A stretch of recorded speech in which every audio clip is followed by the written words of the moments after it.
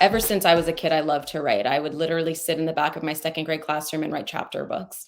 And everyone thought I was going to be an author. And somewhere along the way, I think kind of how school can sometimes, it's like anything that's a hobby. When you do it professionally, and school is our profession for quite some time, it can take away the love of it. And that was definitely the case for me. I remember looking up a couple years out of college and saying to a friend, I'm kind of disturbed that the only writing I do now is emails. And I said, I really want to exercise that muscle again. And so this was an era where everyone was blogging. I just started a blog to exercise that muscle. And people started to see it. And people started to say to me, I really like your writing style. Do you want to guest post here? And do you want to guest post here? And then, gotta love a network. Someone was reading my stuff and he said, hey, I'm connected to the editors at Entrepreneur Magazine. I really love what you're writing about. Would you want to write for them? And I thought, absolutely, because not only did I get to continue to exercise that muscle, but it would hold me accountable to doing that regularly.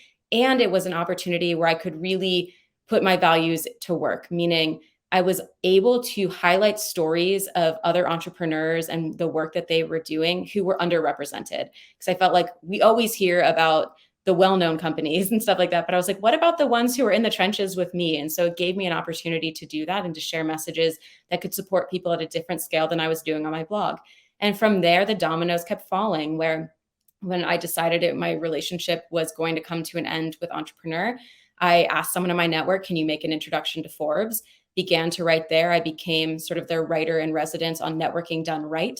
And then when that relationship ended, I moved over to Inc. for the same reasons of I want to continue to share messages with folks and be able to elevate the messages of others in ways that make sense with my entire philosophy of design your life, build a business to fund it, and a network to support it.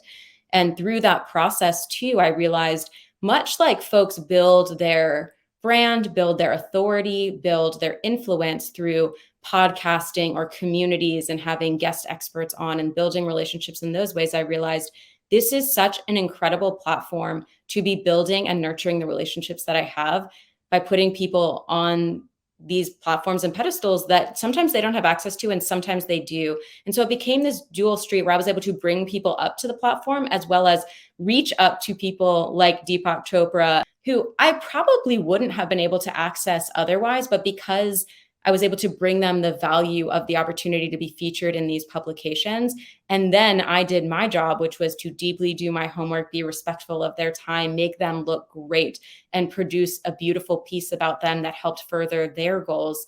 We were able to develop relationships. And some of those flourished into incredible things. Like Deepak and I did one thing together that ended up turning into a 33 episode series called Diving Deep with Deepak and Dara, where he asked me to help make his work, which he says, I understand it's esoteric, more relatable and translatable to the general populace.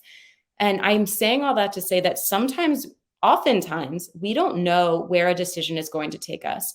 But when we follow that intuitive hit, when we follow the lead of what feels good and feels aligned current moment with what we're willing to give our time to, what aligns with our values, it's so fun to let it be sort of a scavenger hunt of curiosity around what's going to happen from here and just let things unfold.